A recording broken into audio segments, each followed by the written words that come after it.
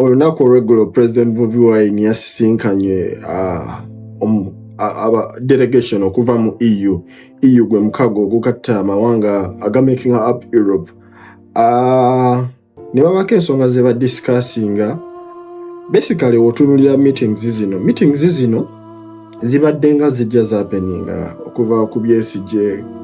Now they are also happening during our reign over the change seeking forces. Naye meetings zino zonna zibadde zijja happeninga zibadde closed meetings, and tubadde tetumanyanga biki, tetufunanga opportunity kutegeera what exactly is being discussed in these meetings. And this is one of the first of its kind where it was done in the open, and we even had a presser after it.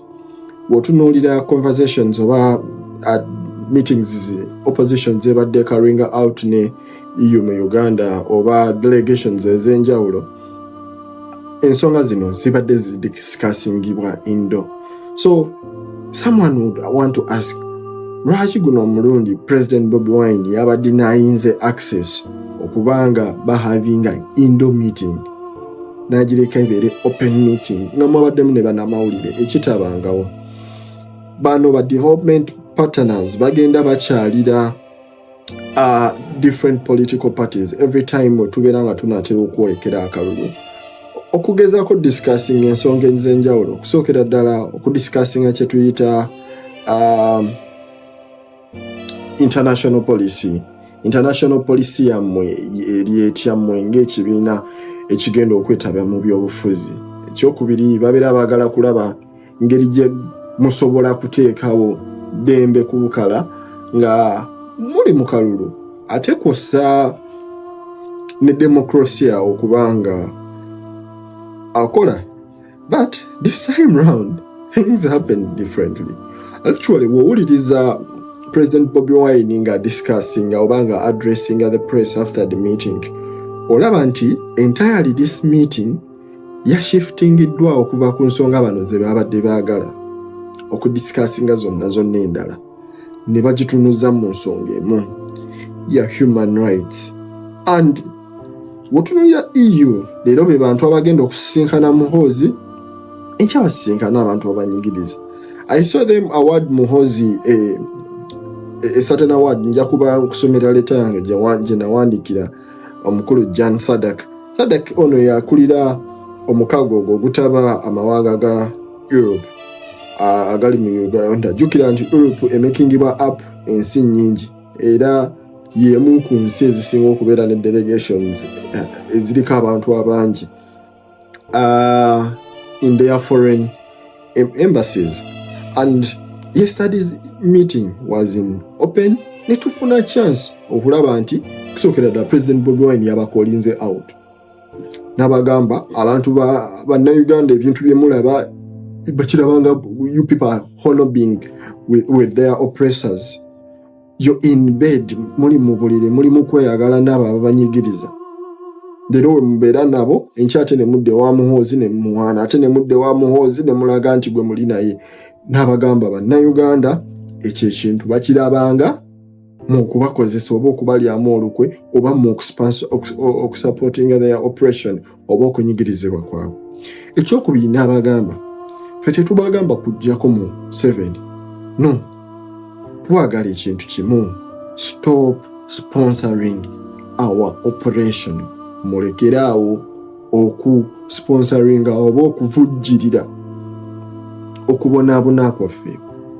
Mulekeraawo okuvujjirira ekiwamba abantu. Mulekeraawo okuvujjirira ekitta abantu ekigenda mu maaso mu ggwanga. Nange gwabadde takimanyi mu Northern Uganda kumpi buli lunaku wabeerayo munnayuganda attibwa. Nga ttibwa bamukwata mundu bamusebe. Bino ebintu biyinza okuba tebiri mu mawulire because the media is curtailed. Naye mu Northern Uganda kumpi buli lunaku amagye gattayo omuntu. We gaba tegamuse ku lwanteze bagenda kumutta lwattaka. Oba tebamuse lwattaka zijja kuba nkaayana ziri awo. Naye ng'era amagye ga making sure galinayo omuntu gwe gasse. Kyovula region yeganye okukulaakulana region bagifutubaddeko teri any development happening in this region. So nabagamba we can fight Museveni, but the truth is Museveni afuuka muzibu wa kulwanisa with the dollars, afuuka muzibu wa kulwanisa with the euros that we give him. Nabagamba human rights mulekerawo okutunuulira ba homosexuals or the LGBTQ society as the only human right. No, make it a standard. Make it a standard for all human rights as a principle before you people partner with government. Okay, nakunzikiriza nsoke inkuwe message ya President Bobi Wine ate nkuwe ne ya Jan Sadaka tukomeo tuziyitemu nkuwe ebirowoozo byange nawe mpe ebirowoozo byo nga sinakuwa these two messages ngenda kusaba subscribing kikulu nnyo gwe obutasobola kumisinga mbozi nzanjawulo zetunyumya olina kubanga wa subscribing so teekako subscription eyo ate baako n'omuntu gw'ogabana naye emboozi eno nga tugenda mu maaso sharinga nange ebirowoozo byogolowooza eno EU delegation erina ekyamaanyi kyetugattako then katuje eno ya President Bobi Wine. Thank you, ladies and gentlemen, members of the press. We just had open, candid and friendly discussion with the EU delegation. We took the opportunity to express ourselves. Of course, the whole idea, the EU delegation wanted us to discuss a wide range of issues, including our preparation for the elections, our plans and our alternative policy. But ultimately, the meeting focused mainly on the issue of human rights, which we hold so dear. We took opportunity to also raise our concerns about the seeming hobnobbing of the diplomats with a clearly brutal person that is General Museveni's son. And we express our concern that the people of Uganda tend to view it as a support for their oppression. Of course, the leader of the delegation took opportunity to explain this himself, which I wouldn't want to reiterate. I will explain it. So it was a productive conversation. I took opportunity to also raise the plight of our brother Eddie Mutwe, who is rotting away in jail. And I mentioned that it would go a long way helping him out if the voice of the development partners is raised to save his life and ensure that he gets urgent, specialized treatment. Thank you and excellence. Yes, yabadde President Bobi Wine nga bwe nagambye walinga ntandika nti yabakolinze out n'abagamba Abannayuganda balowooza you're honoring, you're in bed with the people that oppress them. Ate ye Jan Sadak yagambye bw'ati. I'm the European Union ambassador. We have had a meeting this morning here with the NUP president and his team, together with the European Union member states ambassadors. This we have done in a series of meetings that we are pursuing with all the political parties. So we have met with NRM, now we are meeting with NUP, and we will proceed also with the other political parties. And why are we doing this? Well, because this is an important year. Uganda is heading for elections next year in 2026. It's an incredibly important process, of course, for the democracy in the country. And we expect all Ugandans to take greater interest in this. And so do we, as diplomats and observers, active observers here in your country. We follow very closely what is happening in the country this year. Together with the NUP leadership, we have discussed the conditions, the status of affairs in Uganda and how this will affect the elections next year. We have seen this year that has been some violence around the by-elections in Kawempe North, and we have discussed and expressed our concern about that, as well as lately kind of interventions by the security forces against team members of the NUP president, and we have expressed our concern about that as well. This does not seem points to a leveled playing field, which is so important in a democracy that is heading for elections. So we appeal to all political forces in the country to respect the ideas of democracy and to pursue these elections in a calm way to achieve fair and credible election results. We also discussed lots of other things here with... Yeah, that is Jan Sadak. Jan Sadak yakulira omukago ogutaba amawanga ag'enjawulo agamaking up European Union. So I want to appreciate the European Union. They are our development partners. They have different projects. They were running baina projects ez'enjawulo ze running mu Uganda. Nga ziri developmental okusookera ddala balina scholarships ze bagaba mu ggwanga ne projects endala eziyamba bannayuganda okwekulaakulanya. But look, singa omuli w'ekisiyaga mu Uganda akwatibwa n'ayisibwa nga Edi Muto bwe yasiisiddwa, zino ensi zonna ze muwulirako za America ziki zonna zandiyimuse ne headlines buli wamu zandibadde zoogera ku ngeri Uganda bwe yakutte omuli w'ebisiyaga ne bamusalako ebirevu oba ne bamusalako enviiri. Mwandibadde muli awo nga sanctions ez'enjawulo eziyita.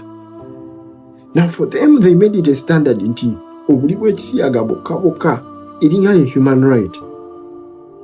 And we are telling them no. Let's make it the first principle you consider before funding a government or a regime. Look at their human rights record. Uganda has a very faded human rights record. Munsi yaffe mwe muli obuli bw'enguzi, mwe muli okutulugunya abantu, mwe muli ekita abantu. Very recently wano Secretary General wa NUP yavaayo n'apostinga video y'omusiraamu omu eyali anyumya engeri gye baamubonyaabonyaamu nga awambiddwa. Wuliriza.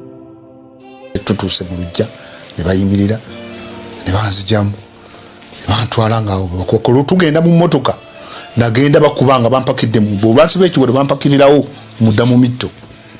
He was then asked to explain where the guns that killed AIGP Felix Kawesa and Major Muhammad Chigund were hidden. Kati awo nakyo kyatwala ekiseera omusajja ne kwepumbuza naye omanyi gwe nze omulimo gwange mpeebwa mulimo gwa kukukuba oyogere mundu za Kawesa ziriwe mundu ezatta Chigund ziriwa kyekyo ffe kyetwagala butulira amazima ng'owonyi.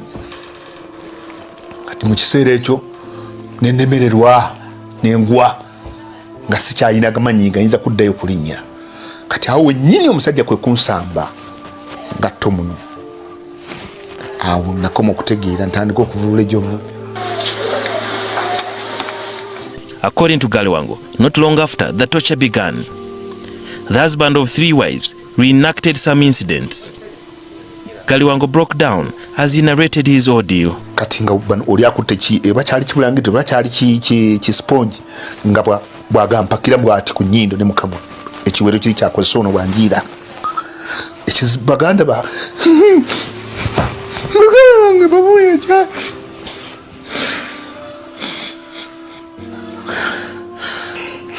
Allah wekitiibwa yasinga oku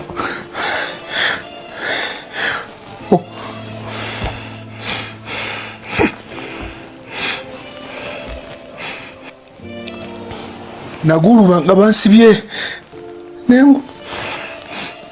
nenjayane amazzi bwe baleeta bayiwa abalinga basatu ndowooza baleetanga ku mundo gabanga gaweddemu ng'amalala gakoledde dda. Now that is one of the people that even just got the courage, because wayitamu eyo humiliation kizibu nnyo ebiseera ebisinga okuvaayo n'onyumya emboozi yo. Kati yoyo ku bantu bokka abasobola okuvaayo ne bakola ki ne banyumya emboozi zaabwe. But nzikiriza nkusomera ebbaluwa ndowooza ngenda gikuteerako nga bw'ogiraba. Nawandiikanga ennaku z'omwezi 7 June omwaka oguwedde nawandiikira omukulu Jan Sadak ne mugamba, Dear Jan Sadak, I write to you with no hopes of receiving a response about the issues I am about to address you.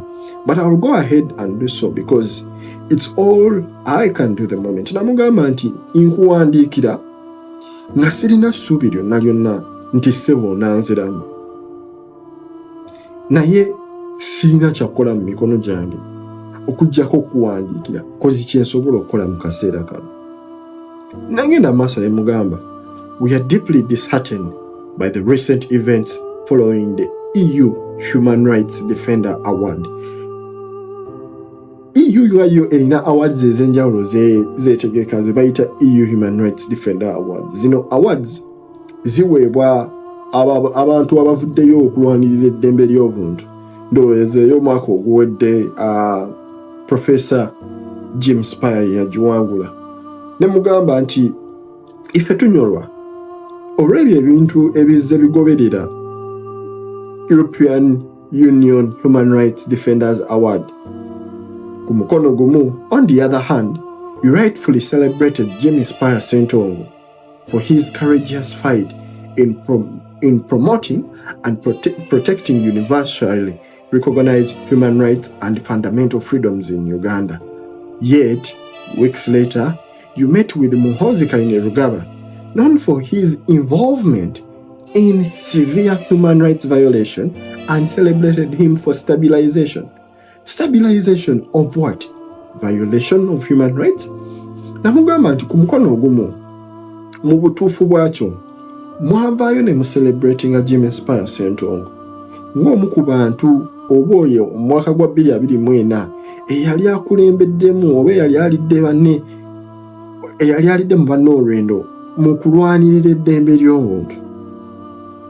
Naye ate era ku mukono omulala wayiseewo just weeks ne mugenda ne musikana Muhoozi ne mumuwawadinga olwa stabilization, ne mumuwawadinga olw'obutebenkevu, ne mubuuza obutebenkevu bwaki? Obutebenkevu bw'okutyobola eddembe ly'abantu? Kuzi singa wabaddewo obutebenkevu, lwaki ate Jimmy Spire mu ggwanga lye limu lye mwogera okuba n'obutebenkevu ate mulina omuntu omulala gwe muwawadinze ng'eyavuddeyo okulwanirira eddembe ly'abantu? Ekitegeeza tewali butebenkevu already. Tolina ngeri gy'ogenda kutunnyonnyola nga bannayuganda nti obutebenkevu weebuli, nga bannayuganda bawambibwa buli lunaku. Tolina ngeri gy'ogenda kutunnyonnyola nti obutebenkevu weebuli, nga bannayuganda battibwa buli lunaku. That is not stabilization. If it is stabilization, then it is stabilization of human rights violation. It is stabilization of corruption. Nengenda maaso ne mugamba, this stark double standard puts into question the essence of the Human Rights Defender Award. How can the EU genuinely honor individuals fighting for human rights whilst spontaneously legitimizing those who trample on these very rights? Kyekiri kyenkugambye mubuuza nti bino ebintu bye mukola, these double standards ze mulina ziteeka ebibuuzo ku Human Rights Defender Award ze muteekawo. Genuinely ne muvaayo ne mubaako omuntu omu gwe mucelebrating olw'okulwanirira eddembe ly'omuntu, ate ne muvaayo ne muhobnobbinga ne mulegitimizinga ate oyo mwennyini aliniridde eddembe ly'omuntu. Tugere maaso ne mugamba, Uganda suffers under the weight of human rights violation, corruption, an ailing healthcare system, widespread poverty, and political oppression. Dictator Museveni's regime, with Muhoozi at the forefront, is a major perpetuator of these issues. Muhoozi has tortured novelists and writers like Kakwenza Karabashaija and ordered the torture and arrest of several opposition members. Went ahead and openly vowed to crush our opposition leader, His Excellency Robert Kyagulanyi Ssentamu. Mugambye nti obunene bw'ebintu bye tulina mu Uganda, the human rights violation, obunene bw'okutugulugunyiza eddembe ly'obuntu mu Uganda, bulimu ebintu bingi. Mulimu obuli bw'enguzi, mulimu healthcare system, ebyobulamu ebisebengerera buli lunaku, mulimu obwavu, mulimu okunyigiriza ba political opponents. Ng'ate ku forefront Munange ye muhozi mwennyini. Mwe gwe muli mu kuhobnobinga naye. Muhozi mwennyini ya torturing, ya tulugunya Kakwenza Rukira Wasajja. Oyo musajja mwennyini yatulugunyizza Edi Mutwe Sebuufu. Omusajja oyo mwennyini yavaayo na openly n'agamba nga bw'agenda okurashinga Bobi Wine. Ngeri gy'agenda omubeheadinga mwe gwe muli mu kusesenkana. Nengera mu maaso ne mugamba, your actions send mixed messages to us, the people of Uganda. If the EU is serious about defending human rights, it must hold those in power accountable, not celebrate them like it is currently doing. EU singa eba eri serious ku by'okulwanirira eddembe ly'obuntu mu Uganda, abo abali mu kutulugunya eddembe ly'abantu ate erina kuba holding accountable, si kuba celebrating nga currently bwe kiri. Nengenda mu maaso nga maliriza ne mugamba, we urge you to consider your stance and align your action with the principles you profess to uphold. Only then we can truly advance the cause of human rights. Eyo yebbaluwa nagiwandiika mwaka guwedde nga ngiwandiikira iyo mu Uganda nga mbasaba bastating this distinctive step yaabwe oba position yaabwe kukutulugunya bannayuganda okugenda mu maaso mu Uganda. Okitegeere leero si kulaba nga mulaba muvaayo munyoleddwa kulaba n'abantu abatulugunya ate enkeera nga mulina oyo abatulugunya. So we appreciate this development partners. We have a very good foreign policy as the National Unity Platform. But these foreign policies are very useless if the different delegation, if the different commissioners or ambassadors we have in the country are not willing to uphold the different principles, the human rights principles they profess to stand on. And this is my call. Now, Ugandans, this is your message. Zino meetings zemulaba happening ez'enjawulo, ez'abantu ab'enjawulo oba abasisinkana President waffe, munnange tezigenda kujjako Museveni. That is the sad news. Tezigenda kujjako Museveni. The good news is we are building allies, international allies, and we are cutting funding. Jukira buli Museveni we bamufunding obulungi, tugenda mu kalungu alina buli kye yeetaagisa okututta, alina tiyagasi, amustokinza amala, stokinza amasasi, asobola n'okurecruitinga militias endala. Nekitufuukira ekizibu ffe bannayuganda ffe nga ffe nti eddembe lyaffe lyongera okulinnyirirwa. Omuntu agenda okuggyako Museveni yeggwe togenda muggyako nga tolina kyokola. Mukwano gwange, munnayuganda munnange, maama wange, taata wange, baako nekyokola. Nze Dr. Muganzi kakusabe subscribinga, baako n'omuntu gw'ogabana naye n'emboozi tusisinkane nga sinagenda. Nzikiriza mbalekera akalango kano. Sigenda kudda ku byakabula buteegero ng'ow'obusaasala omunnyo, kantuukire ku bubaka obuntumiddwa abakulu era musseeyo omwoyo kuba nze nfuuse ng'ow'ekiwungu akulowoozaako n'akwokera lufuuka. Robert Kyagulanyi Ssentamu kati yafuuse ensonga erumya abayaaye kubanga watali kuwannaanya azze okuvuganya ku kifo ky'omukulembeze w'eggwanga Uganda. Kyagulanyi yajjanga kibunoomu era tewalidda mulala nga kye kimuleese okutambula naawe ngeri yakalannamu ak'ettooke ekkulu n'omumizi okuggyawo ekitayiriro ng'ow'obusaaza dde ow'obuwala olwo obuyinza bw'abantu bubaddire mu kwesalirawo engeri eggwanga lyabwe gye lisaanye okuddukanyizibwamu. Omubanda wa Kabaka mwetegefu okugatta Uganda yonna kubanga abaliwo baafuuka kyalema nga n'olwekyo bannayuganda tebasaanye kubalinda kugenera mu buyinza batuuke okuwunzika nga n'emmamba ebanyeenyeza ngobero. Abamunyooma nti lubwa lukovvu mukimanye nti balunyoomera ku kyoto bwe lutuuka ku nsiko nga luwera okubeera ennemba. Omwana wa ghetto akujjukiza nti y'obukulembeze bwe tebujja kuba bwakweyogezanga ng'owamali bw'ayassira embwa nti bw'eribulwa amannyo ndigisongolera emmambo. Agenda kukola butassa mukka butassa mwoyo okukakasa nti buli munnansi ebyobugagga by'ensi eno abigabanako kyenkanyi ngeri ya luvulunguti abasajja lwe baliira ku magi. Ono omwana ddala nantalabika nga musezi aserera mu gaalubindi kubanga mu kaseera mpawe kaaga kamaze mu by'obufuzi